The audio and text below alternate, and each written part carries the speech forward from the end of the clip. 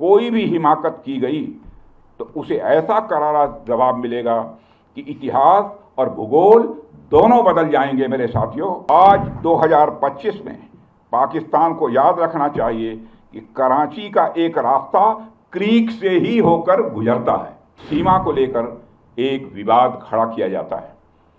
भारत ने कई बार बातचीत के रास्ते इसका समाधान करने का प्रयास किया है, मगर पाकिस्तान की नीयत में खोट है। साथियों, आज 2 अक्टूबर भी है। आज विजयदशमी के साथ साथ गांधी जयंती भी है। जब मैं मनोबल की बात कर रहा हूं तो स्वाभाविक रूप से हम सबका ध्यान महात्मा गांधी जी की ओर भी जाता है।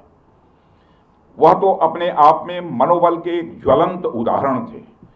उनके पास दुश्मन से लड़ने के लिए सिवाय मन की शक्ति के अतिरिक्त और कोई भी हथियार नहीं था। इसके बावजूद उन्होंने उस समय की सबसे शक्तिशाली साम्राज्य को घुटनों पर ला दिया था।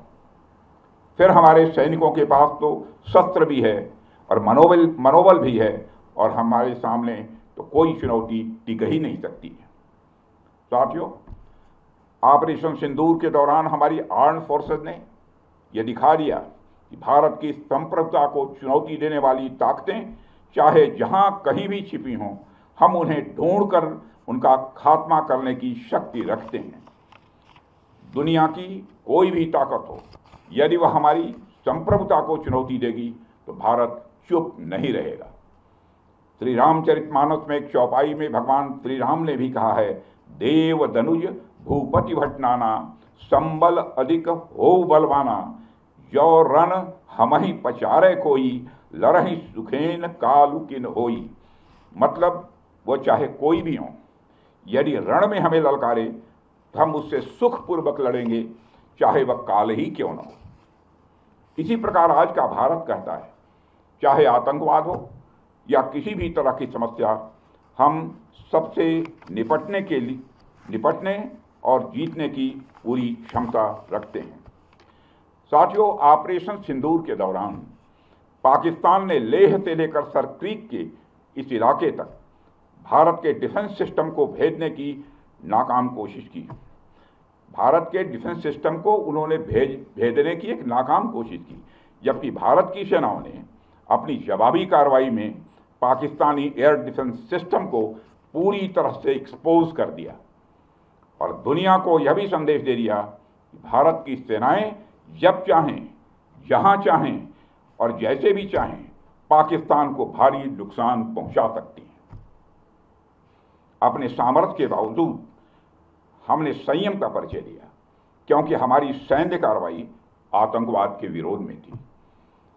इसको एस्केलेट करके जंग छेड़ना ऑपरेशन सिंदूर का उद्देश्य कभी नहीं था।